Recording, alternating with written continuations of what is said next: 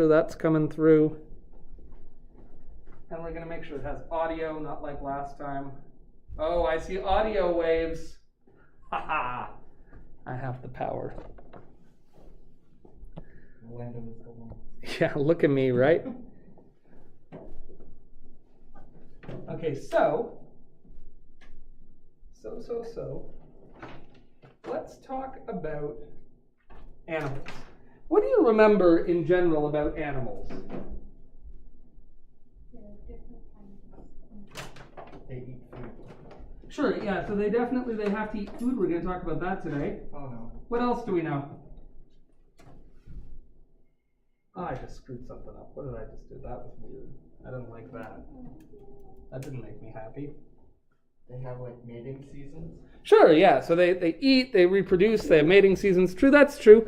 What about at the smaller level? What about at the cellular level? They have a lot of cells. Good. Okay, so animals are all multicellular.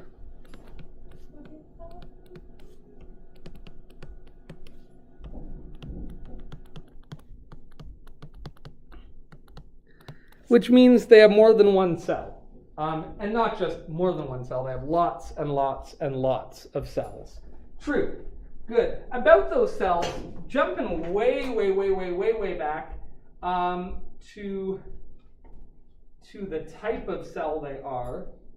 Do you remember the two big categories of cells? The cells that don't have nuclei and cells that do have nuclei. Does anyone remember what we call those two?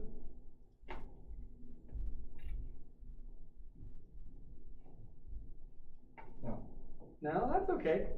Prokaryotes and eukaryotes. Does that kind of ring a bell? It's okay if it doesn't, because we're going to talk about it. But yeah, we have two big categories called prokaryotes and eukaryotes. Where the heck do I get the link for this thing? Well, you'd think it would be right here, wouldn't you? Sorry. I'm sorry. Why is the link not like the first thing showing here? I don't know. I just don't know, but I'm not going to worry about it. I'll share it after. Okay, yeah, good. So prokaryotes and eukaryotes. Now, which are animals? Do animal cells have a nucleus or not a nucleus? They have a nucleus. Yeah, good. So all these cells are eukaryotic, which are more complicated with a nucleus.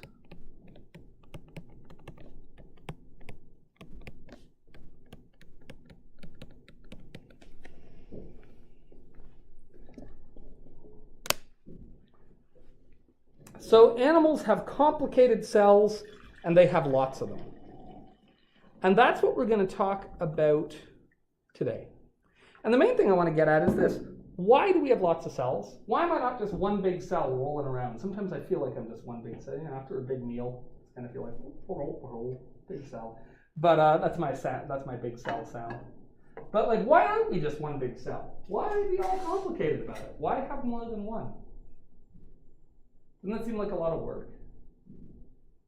God, it's so much work being an animal. I know you've thought that before. Oh, it's so much work being an animal. Yes.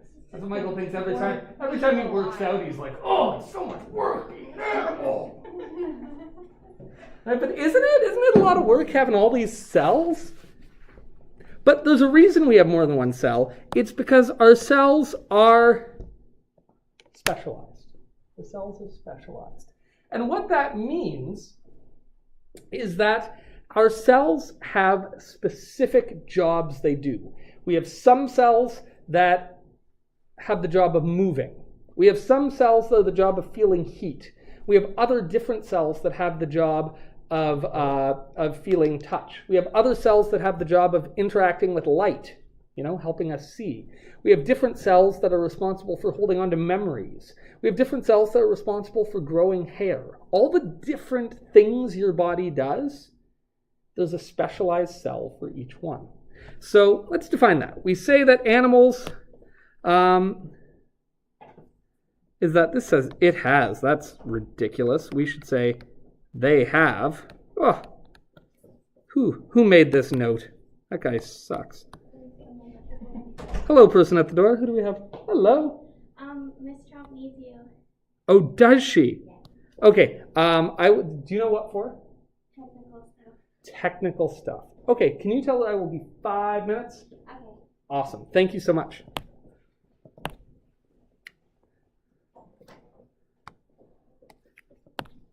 Yeah, that should totally say they have. Wow, that was some crummy grammar. This is what you get when you make your notes late at night and there's a baby crying in the house. That's right. Yeah, we are in 4.1a.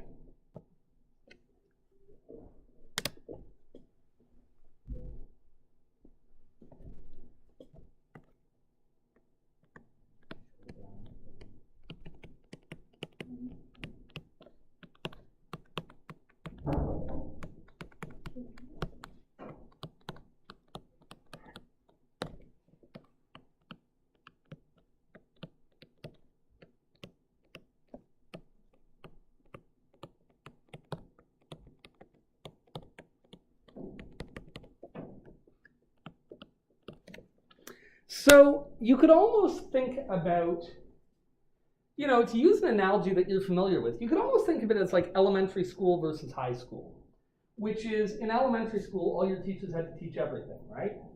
Like if I were an elementary school teacher, I'd have to be talking about science right now, but then 10 minutes from now, it'd be like, all right, class, let's talk history. And I'd be like, hey, anyone interested in geography? And, you have to do everything. All of a sudden, I'm out there teaching gym, and you guys are like, what is going on here? And I'm like, it's hard work being an animal. But right? But when you get to high school, your teachers are specialized, right? Like I teach science, and I teach math, and that's it. That's all I teach. That's all I know anything about.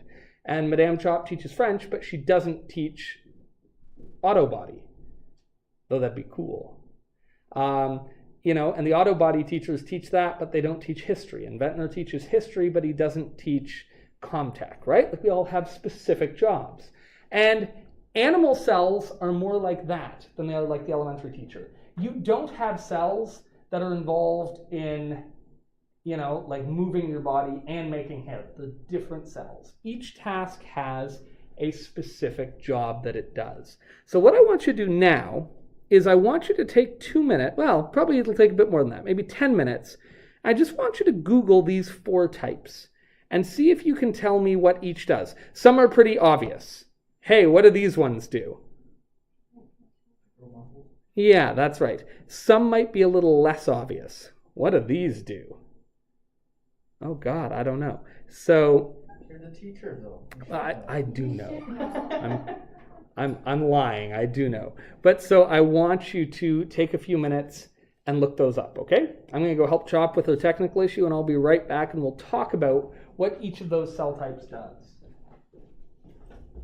Use Google, talk to each other, be friends. We're all friendly, right? No? Oh, sure we are. Guys, listen, don't you bully Michael while I'm gone, okay? I'm not throwing mouse at him. No, don't be throwing things at him. You just be nice, okay? Whether the mouse is living or not is unconfirmed. All right, I'll be right back. Yeah, I know what you're talking about. So you want the rest of the class can Can I hear this just video? state that I prepared myself for biology today by watching an anime about cells. Gross. There's a lot of big words my tiny brain cannot comprehend. How do you function?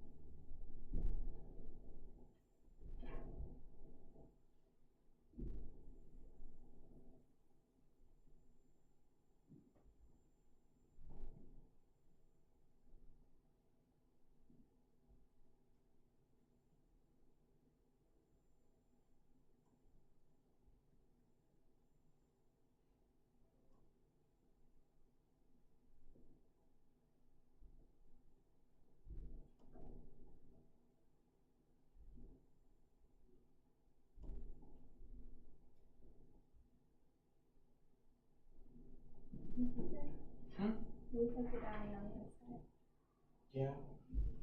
Tired, so.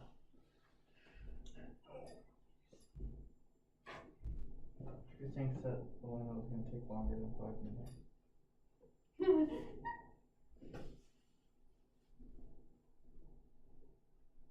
Wait, so what's the plan for Tuesday? I can't tomorrow. Huh? It's a fat rep.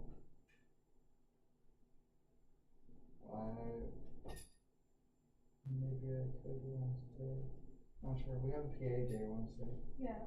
Wait, that makes no sense to have a PA day in the middle of a week. I have no idea. Is this normal? Does this happen like outside of COVID? Just a PA day in the middle of a week? Yeah.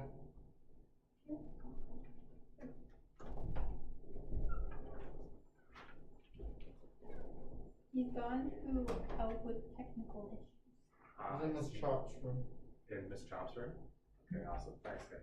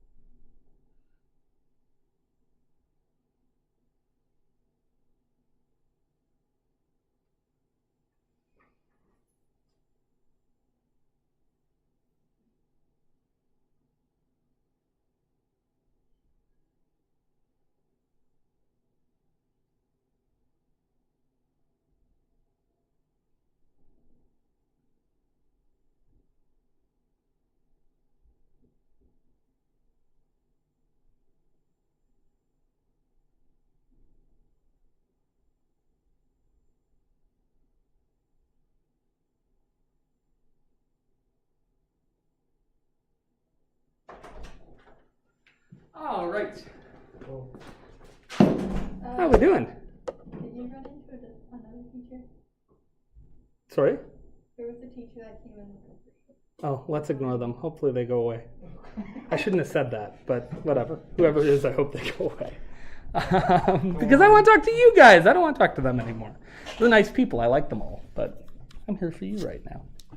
Okay, so types of animal cells. The most obvious one, I think, what are muscle cells? What do they do? Oh, that was good. Wow, do that again. No, I kind of liked that. That was very good. That looked way too natural. You have done that before. I don't believe you. Can I tell you, when my daughter is, and I hope you don't mind my saying this, but she's just built similarly to you. She's very slender. She's not as tall as you are. She's not as old as you are either, but she's fairly short, but she's wiry. She's a little thing. And when she was a little kid, she was especially wiry. Like she was really, really tiny. And one day she came home from school and she said, "Dad, look." She's like grade 2. She's like, "Dad, look, I have a muscle." And she went like, and like there was just this ever so slight bump. And I just thought it was the funniest thing in the world. So then just randomly out of the blue, I'd go, "Claire, gun show." And she'd go, Anyway, this went on for years and I found it endlessly funny because like her arms practically did like the cartoon droop thing. Like she was just so little. Anyway, I find it cute. Okay, yeah, so that's right, muscle cells. Interestingly, what do they actually do? Like, what is a muscle cell? You ever stop to think about this? Like, okay, so they like bulge up and they help us do things, but what do they actually do? Like, when I am lifting something with a muscle, what is this muscle actually doing? You ever stop to think about that? Because it only does one thing. Every muscle in your body that's responsible for moving you around, there's only really one thing it does. You're the fitness guy. Yeah, right. And once you think about it, you're going to be like, oh my God, that's right. This is true. All a muscle does, a muscle works the exact same way the brakes on your bike work. Unless you have one of those fancy ones. But if you're like mine, you have like the handle here and it's got like a little cable that goes down to like the thing that squeezes on the tire, right? Yep. Can you picture that? Yep. And all that happens is when you squeeze that trigger, it pulls the wire, right? And because it pulls the wire, way, way, way down where that's latched onto the things, because the wire is getting shorter, they have to squeeze in. Does that make sense? Can you kind of picture it? You squeeze that handle, it shortens the wire, and because the wire gets shortened, those have to pull in, and if you squeeze it hard enough, it stops the bike, right? All your muscles do. All they do is those cells that normally are like this, and when you give them energy, they can get shorter. That's all a muscle does. And if you think about the muscle in your arm, all it does is it gets shorter. And because it gets shorter, what has to happen to this? Well, it has to get closer. Does that make sense? And then if you want to go the other way, you have a muscle here, and when you want to go the other way, this muscle gets shorter. And that's all muscles do. They're just cells that have a system in place, and that system, if you ever get around to studying it, is super cool. But all they do, they're just cells that get shorter when given energy. So muscle cells are designed to get shorter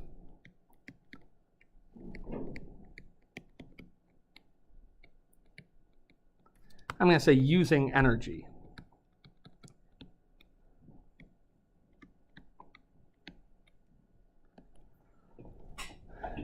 There's two main types. Did anyone come across the two main types when they Googled this? If not, that's okay, because we'll talk about it now. That didn't go well. That's better. Yeah, there's two main types of muscle. The first are what we call skeletal muscles. Obviously, what are these attached to? Bone? Yep, they're attached to your bones. And what are they for?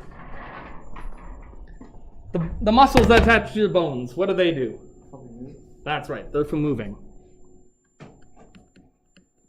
Oh, that printer is really going nuts. And then we have another type, which they call smooth muscle. And you don't have to worry about the name, but this is a part of your organs. What's an organ that needs a muscle? Heart? Yeah, your heart has a muscle, but it's not for moving around. It'd be weird if every time your heart beat you moved across the room.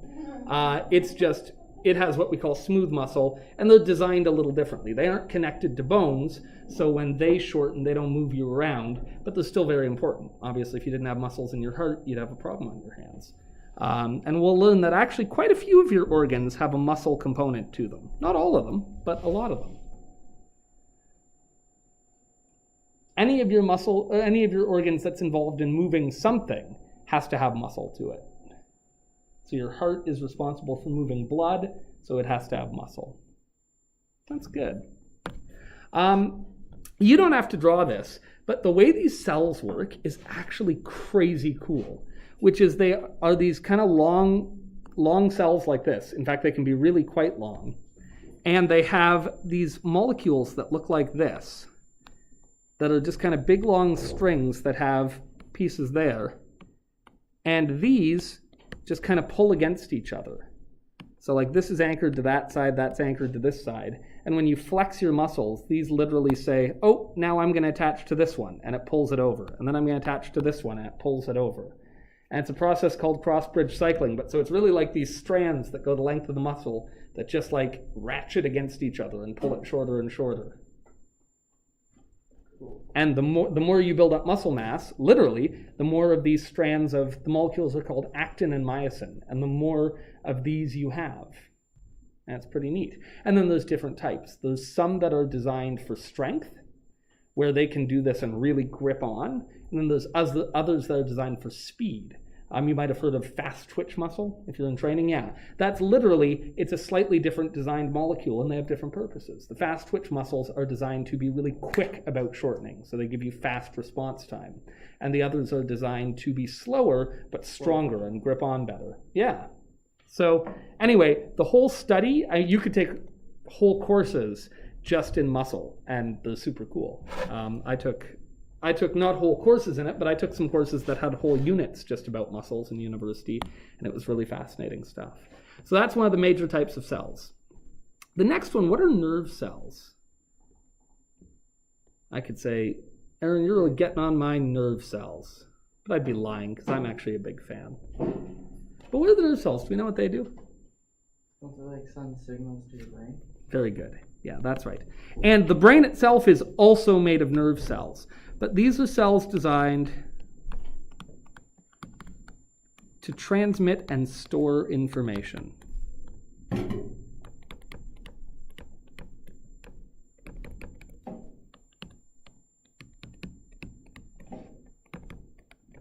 anyone know how they do that? Like what kind of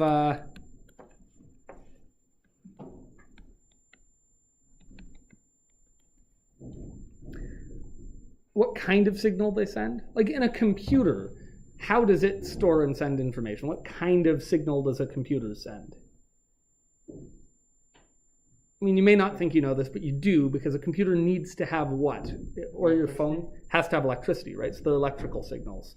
Your brain and your nerve cells also use electricity. So they use electrical signals. This is why we can attach an electrical meter to your brain, and we can track your brain activity, because your brain uses electricity to send and store information.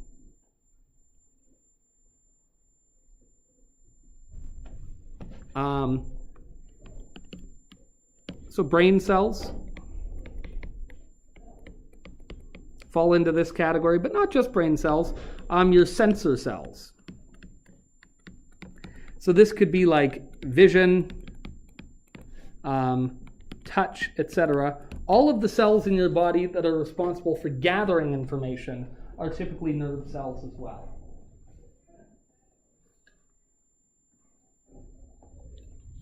And it's really mind-boggling when you actually stop to think how much information you're getting at any given time. I always think about, does anyone drive yet?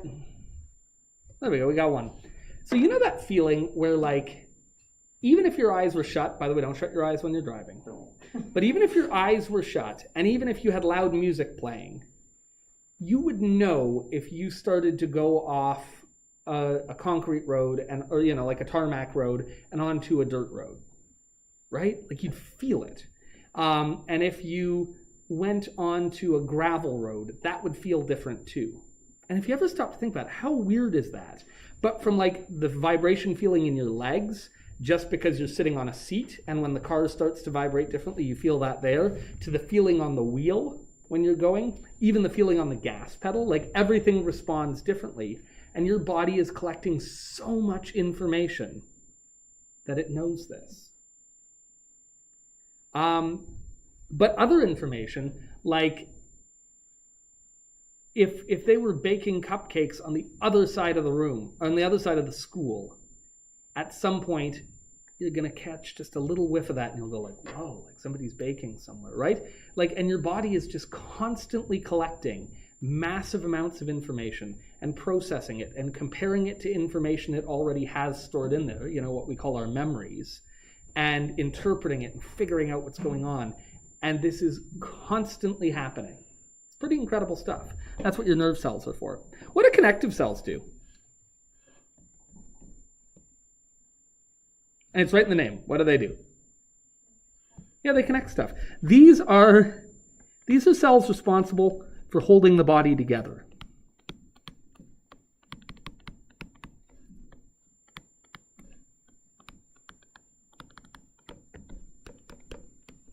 When we do our dissection next week, you're going to see that when we open up an animal, and we, which I should mention, this is optional. If you prefer to do the digital equivalent, you're welcome to do that. But I suggest you do the real one because it's fascinating.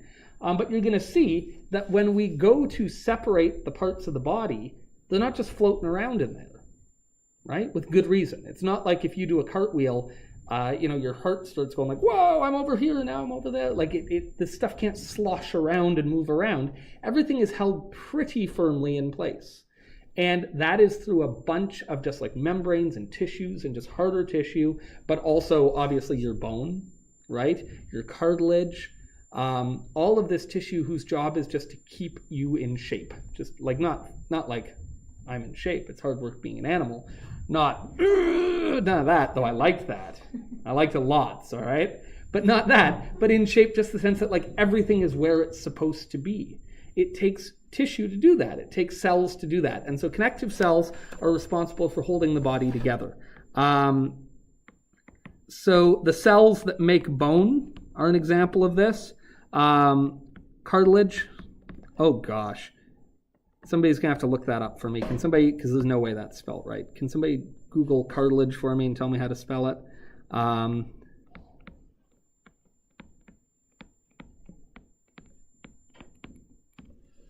Somebody got that for me? Cartilage.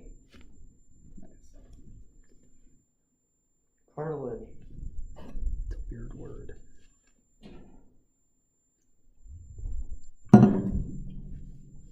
Oh, you can't hear it. We'll come back to it. I will look it up, but I feel like that's not right, and now I'm feeling self-conscious and like I should have gotten that word spelled before I started doing this, but I didn't.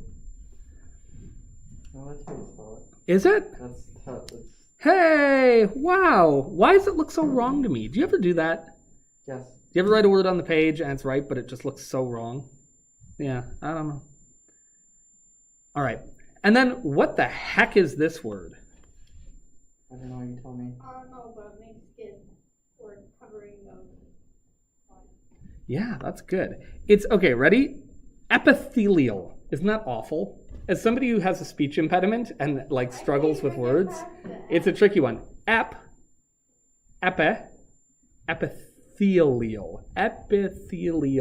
Awful word. Very good. That was good. Isn't that a tricky one? It's the feel is weird. Gives me the feels, but epithelial cells.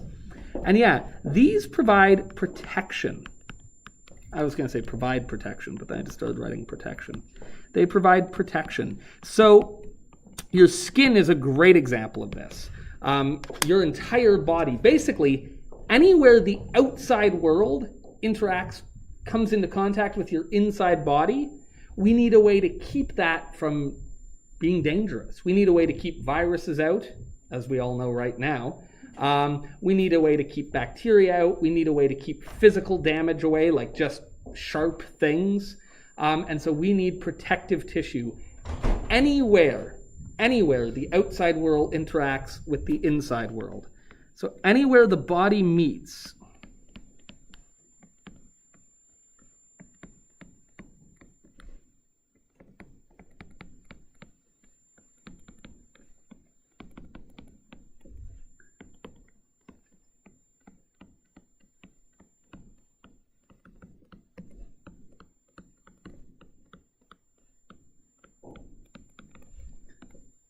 so examples would be skin, but like all the mucous membranes, which is a gross word, and I apologize for using it. It always gives me the heebie-jeebies. But like so, but even like the inner surface of your mouth, right? Like the surface of your tongue, all of that is epithelial tissue. So some of it feels very much like our outer skin. Our outer skin has to be the roughest and most durable. Because it is just most directly in contact with the outside world. But the inner lining of your stomach is epithelial tissue. The inner lining of your intestines are epithelial tissue. The inner lining of your lungs has epithelial tissue. Anywhere the inside world interacts with the outside world, we need protection. Does that kind of make sense? Cool. So I'll give you a minute to write that if you need it. But from there, we want to get the big idea, and here's the big idea. So in an animal, individual cells have individual jobs. What? What? Is my projector just like I've had enough?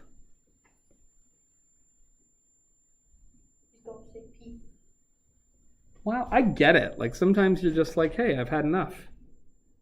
Well, this disconnects. Individual cells have individual jobs. That's all I'm going to write there. Wow. What a weird day we're having tech-wise. Do you think my computer also knows it's Monday? Probably. And it just kind of can't take it anymore? I mean, I can see the date. That's true. Do you think, do computers have bad moods sometimes? Do they have days where they just are not feeling it? They must. And that's when you throw the computer. Oh man, you are an animal. What did it ever do to you? They work so hard for us. Individual cells have individual what again? Jobs, purposes, tasks. You could use any of the above. I said jobs. But I'm keeping it simple. I don't want Yeah. big words. That's right. Yeah, no, and you don't need to use big words. Honestly, like science throws enough big words at you that when you're explaining stuff, just use simple words, right? We don't have to, it's not a contest. Like there's no prize. I think sometimes students, and I think like, I should be careful saying this, but I think sometimes it feels like English class is a little bit responsible for this, where there's this sense that like, oh, you know, everything has to sound, yeah, and I mean, there's a time to write formally, but there's also the most important thing, I think, is just to be understood, right? Like just to make sure that the person who's reading what you're writing knows what you're talking about. And I think in science in particular, there's a real tendency for people to get like jargony and use big words, but like nobody has any idea what they're talking about. Well, I that's had a not coach helpful. that used really technical words and stuff. Yeah, like that's not, like, and did you find that like super helpful? Or you're like, hey, now I... Big brain. Yeah, that's right. Individual jobs. Okay, so a group of cells with the same job we call a tissue.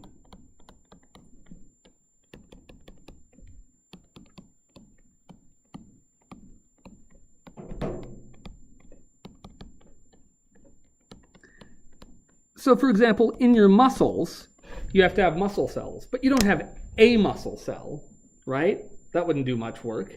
You got to have a bunch of muscle cells. And so when you put that bunch of muscle cells together, now we say we're talking about muscle tissue. Does that work make sense? And cells almost always exist in tissues. Where there's a cell doing a job, they like to work together. You don't find many cases where there's one cell doing a job. It's usually the case that where there's a job that needs to be done, there's a bunch, thousands and thousands of cells working together that are all basically the same, and we call those a tissue. You can think of it like a team, right? Like, no different than if we were digging a trench. You know, you imagine like, you ever see like footage of like when they had to build railroads by hand, and you see these people with like pickaxes? Like, can you imagine being like, hey, we've got to build a tunnel through this mountain. Here's your pickaxe. Can you imagine? But the way you're able to do that is you get a bunch of people, right? And then you make them work way too hard. But that's the basic idea, which is that one person could never do the job, but you get thousands of people that can get the job done, right? This is how tissues work. One cell isn't going to be able to provide enough force to lift up my coffee cup. And I need my coffee cup, so we're going to need a bunch of cells. And when a bunch of cells with the same job come together, we call that a tissue. Now, when a group of tissues work together to get one job done, a group of different tissues working together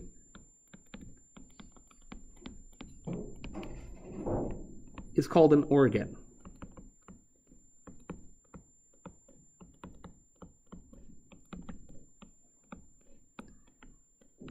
So I think the easiest example of this is the heart. If you imagine your heart, you don't have to draw what I'm about to draw, but I just kind of want to make sense of it. I mean, your heart is basically, what's your heart do? It pumps your blood, gives you oxygen. Good, it pumps blood, right? And so if you look at your heart is basically this four-chambered kind of thing where, you know, it's like any other pump. It's got an inlet and an outlet, right? So blood comes in here, it shunts it down to there, and then it pumps it out. Does that make sense? And then the same thing happens on the other side. Well, to do that, there's got to be muscle tissue, and that's most of what your heart is, right? It's got muscles. But it also has to know when to beat. It has to get information. It has to say, hey, I'm full of blood now. Now it's time to squeeze this thing shut to pump the blood out. Hey, what kind of cell gets and uses information? Very good. So this has to have nerve cells too. It has what's called the sinoatrial node, which we more commonly call the pacemaker. You ever heard of the pacemaker? Sometimes if your pacemaker isn't working properly, they have to put an artificial one in. So you may hear of somebody having to get a pacemaker put in.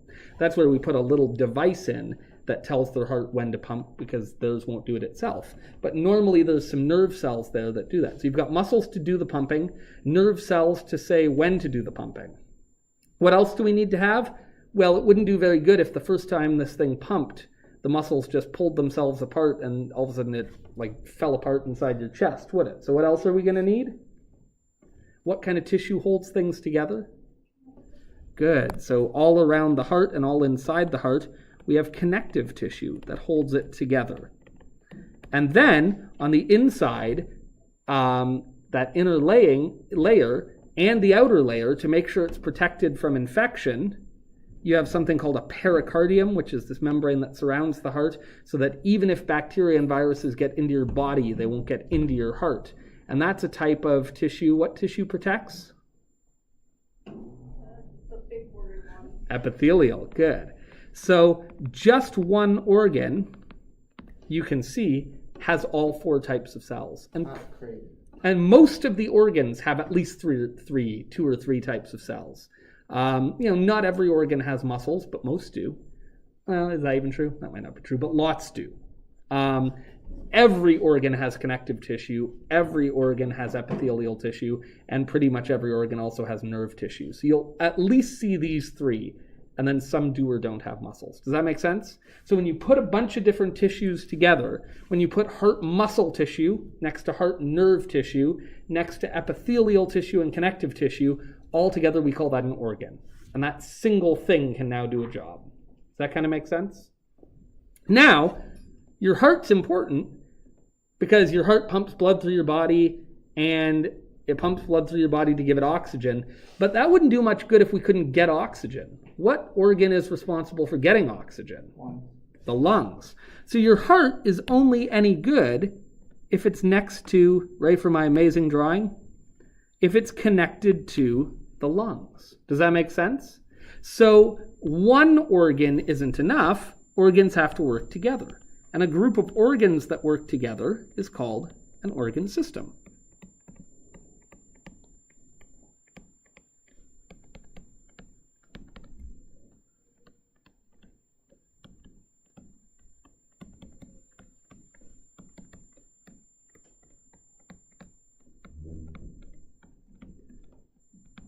Who can name a couple of the systems in the body? And usually we even use the word system with them. Like I'll give one. Your brain and your eyes and your nose and your ears and all the muscles in your body are connected to each other through your blank system. The brain and all the nerves and things like that. What do we call that one? Sorry? That's a portion of it. That is a portion of it. But even more broadly, we call it the nervous system. That's The respiratory system. the respiratory system is another one. Good. That's with your breathing and all that. Good. What else do we have? The only one I know. It's the only 2 I know. I bet you know another one. When you eat, you have to put food in your body and then digestion. So what do we call that one? Yeah, digestive system. Good. You have your digestive system. At some point in your life, you may choose to reproduce, in which case you'll need to make use of your reproductive system. Good. At some point in your life, you may make use of that system without reproducing, as the case may be. Those are the obvious ones. You also have some less obvious ones. You probably haven't heard of this one. I find this one impossible to say. Integumentary. Why? I always have to ask my wife, I kid you not, I left my house today saying like, bye Britt, I love you. How do I say the I one again? And then she said it to me a few times and I'm like, okay, I got it. And I was like, well, you have a good day. And then she legitimately, and this is true love. This is when you know someone loves you. About an hour ago, she texted me, did a voice message text and was just like, integumentary. So I was like, thank you. I always struggle with this one. But you'll learn what that is. What's this one? The skeletal system. What's that? Shows the skeleton, Your skeleton. Yeah, it's your skeleton. And what's that do? This keep us from being jello. Yeah, that's right. You would look pretty goofy without a skeleton, wouldn't you? You'd just be like all flopping around and gooing around on the ground. Uncool. So we need a skeletal system. Obviously, you know what the muscular system does. We talked about the nervous system. You heard about this one before? Endocrine or endocrine. I always say endocrine. Some people say endocrine. But the endocrine system, you'll learn, you're just going to do a little quick learning right now, but it is responsible for like your hormones and all the internal messaging.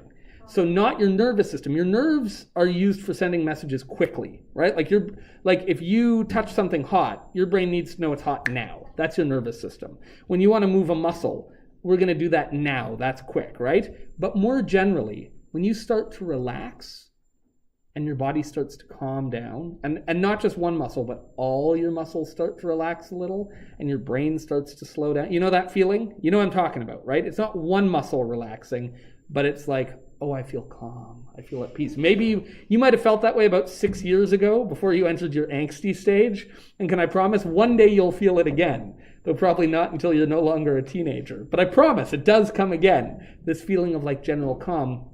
Your endocrine system is responsible for sending messages, but not quick messages to one place, but to your whole body. Does anyone know they release something inside your body that send messages to your whole body? What do we call those things? I know what you're talking Yeah, about. say it. Happy hormones? Or sad ones or angry ones. But what was the second word you said? You got it. Hormones. Hormones. Your endocrine system is responsible for all of your hormones. So it's responsible for telling your whole body, hey, relax. Or maybe telling your whole body, whoa, be on edge for the next 4 years because you're a teenager and it's your job to be angsty. Right? But that's your endocrine system at work. Your lymphatic system is an interesting one. It's like your circulatory system. Like, you know, you have veins and arteries going through your whole body and it pumps blood. You actually have a whole nother system like that with a whole bunch of ducts in it called your lymphatic system. And it also pumps fluid around your body, but not your blood. Isn't that crazy? And you may have heard of this. Have you ever heard that you have like swollen glands or felt that you have swollen glands? What you're feeling is actually part of your lymphatic system. Obviously, you know what your digestive system does. What does it do? Digest stuff. Drink.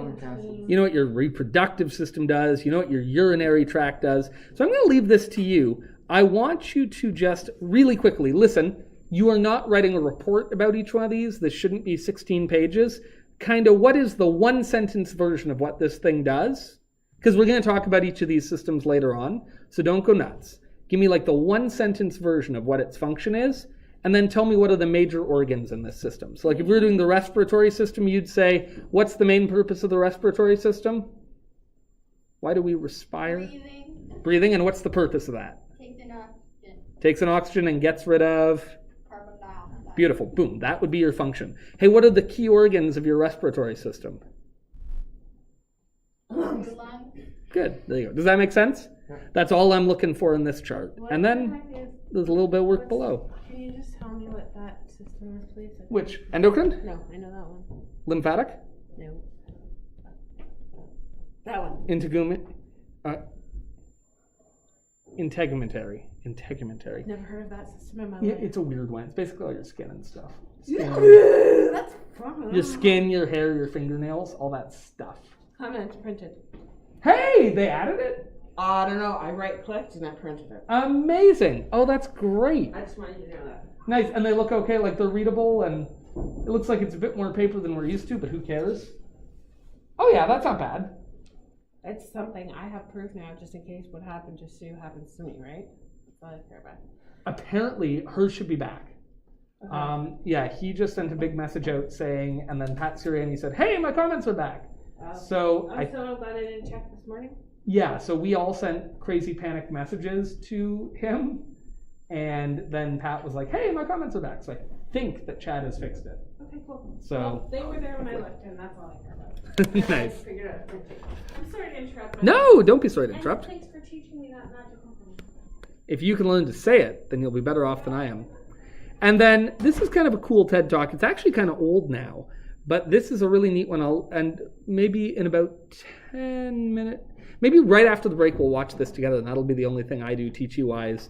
But this is about growing new organs for people. Instead of doing organ transplants where we take out my organ and give somebody a new organ, actually growing their own. What? Isn't that crazy? And You this can do that now?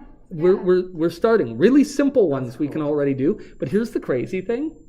Like this is about 11 years old now. There's people now who are using 3D printers where literally instead of like melting plastic onto this thing, the 3D printer is actually dropping cells in a specific shape so they can start to grow and build an organ in the proper shape and let it develop itself. The science of like where organ replacement and cell replacement is going is wild. So we'll watch that together after the break. So between now and the break, just get this guy filled in. Again, do not go nuts. Just like the one sentence version and what are the key organs.